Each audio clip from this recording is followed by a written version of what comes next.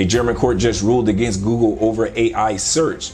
Two German publishers said that AI search made them look like they were connected to scams. But here's the part that creates the problem for Google. The court said that AI answers was Google's responsibility, and if this ideal spread, Google could end up in serious trouble every time AI search gives false information.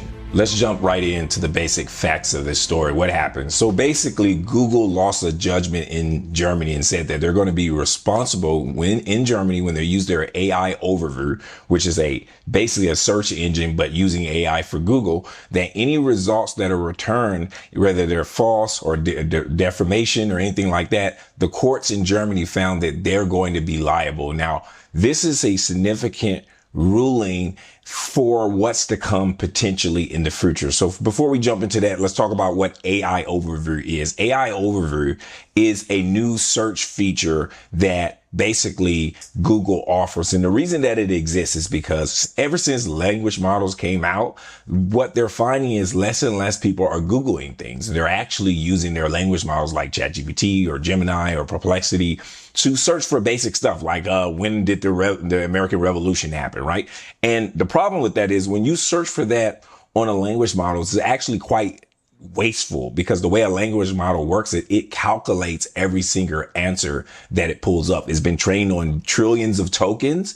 And when you basically ask that question, it checks words associations across thousands or hundreds of thousands or millions of different words to basically using probabilities to predict the answer. And it literally calculates using energy, the answer. Now, obviously, this has been really, really bad for traditional Google search.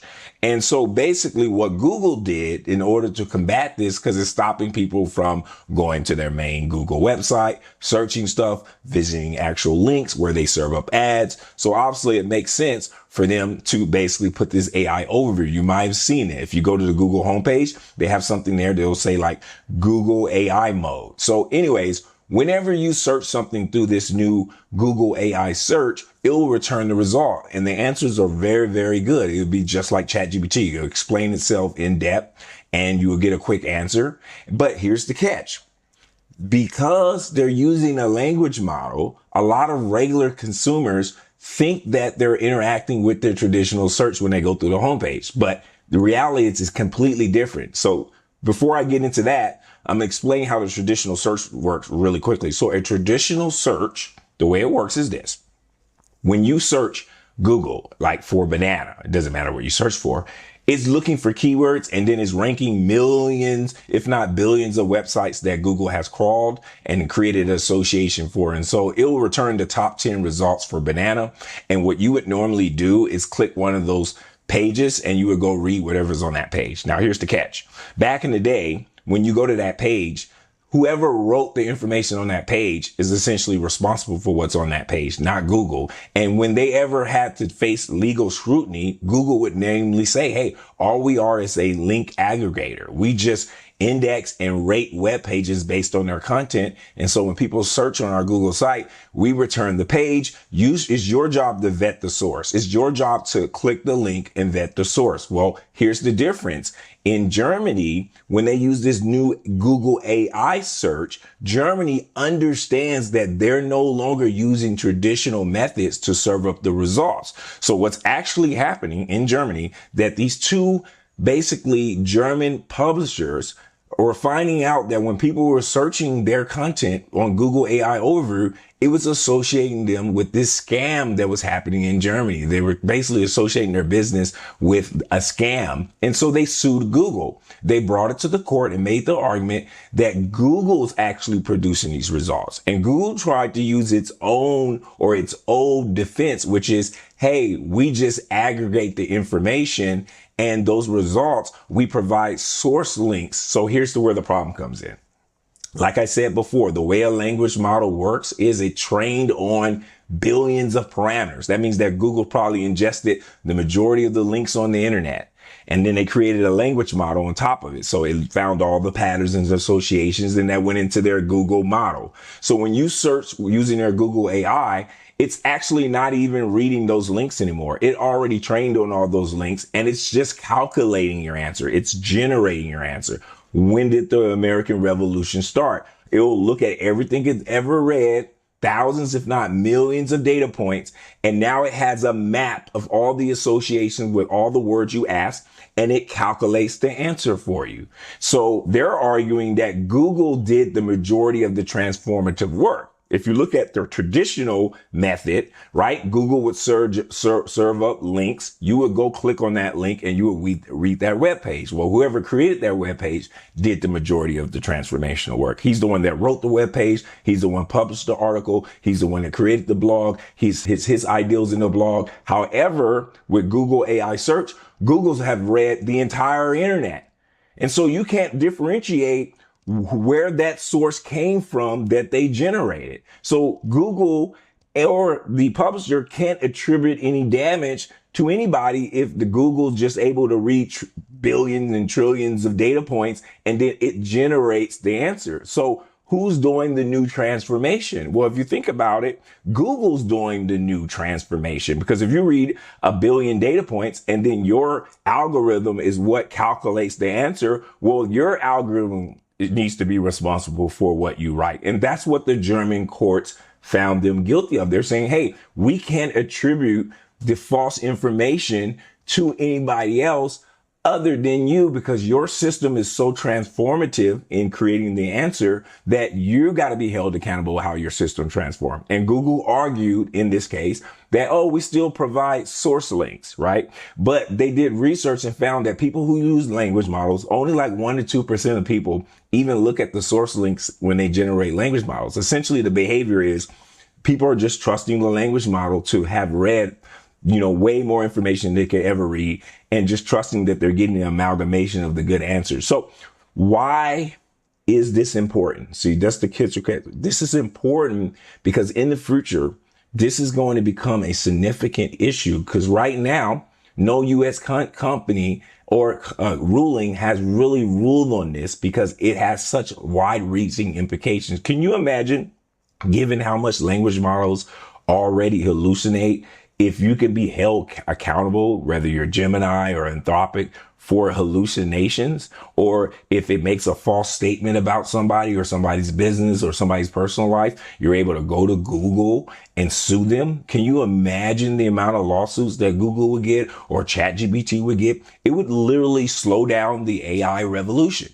Well, basically this happened in Germany. They let them know, hey, if your language model is producing damaging content that's defaming people, you could potentially be held liable. Now, obviously, this is not over. They appealed the case, but this has wide-reaching implications. And this is going to become a paramount issue in the future, as you know, because think about it. There's multiple things going on here that are very, very important, especially if you think about it.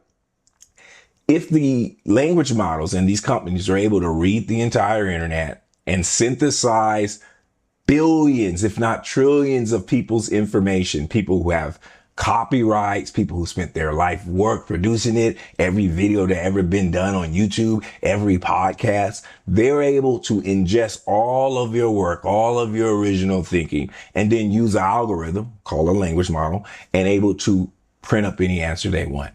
So if they were able to be held AI accountable for this will stop language models in their track, because there's no way that you're going to be able to find out every single person that you learned from.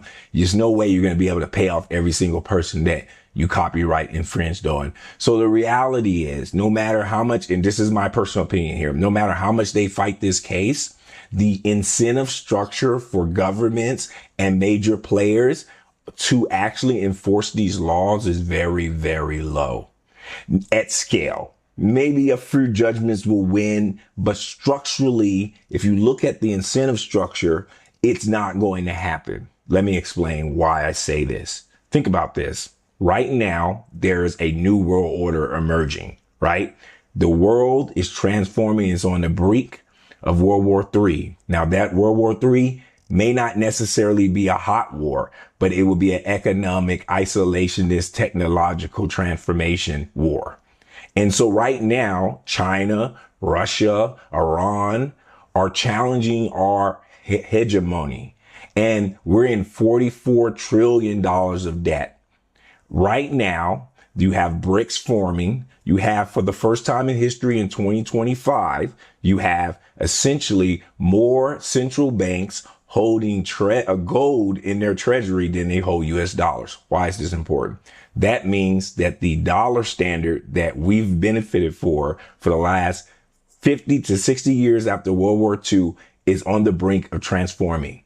In order for us to continue to be the most dominant superpower, both militarily and economically, we need a new industrial revolution.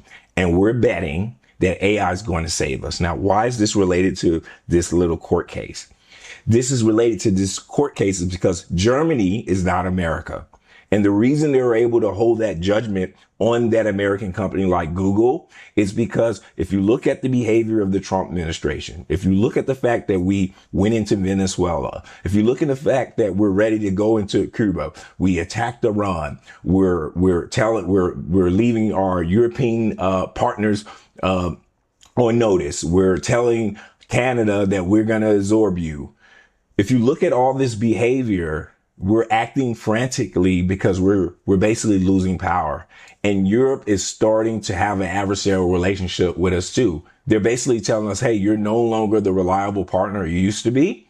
And Trump want to play hardball. Well, Google, we're going to start checking what you're doing with this AI thing. We're going to start spinning up protections with you against your company because in the future, we're not sure that you're going to be our ally. Now, will this happen in the United States? I would say in the short run, 1 to 5 years, this is probably not going to happen because the incentive structure for America, for the government, for the corporations to go full steam ahead with AI is just too high. I just explained to you the entire field, right? I just explained to you that there's a greater game being played. And that greater game is we're in $44 trillion of debt. And nothing in this world is going to get us out of that except AI. We need massive industrial revolution. This is the 4th industrial revolution, and we're betting it all on AI. Can you imagine that how much it would slow down this process of AI and learning and building these things out if they actually start holding these companies accountable for what they hallucinate or what they say? Can you imagine the amount of lawsuits? Do you imagine the amount of safety precautions and investment that companies would have to go into to basically be accountable for what those language models produce, what they generate? It would be a stagnating event.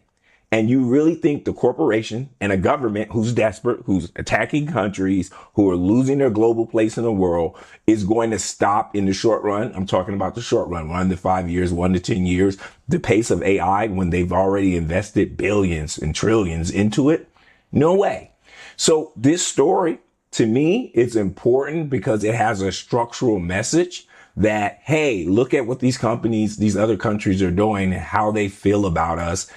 How they feel about AI. They're starting to realize in the new world, the old paradigm is over. They're going to have to start thinking about AI. They're going to have to start thinking about if they're going to let Google ingest all their data on their borders. And this is just a small first step. You're seeing a adversarial Europe emerge where Europe might, for the first time in the last 50 years, might have to start creating their own protectionist strategy globally. And so this issue is very important.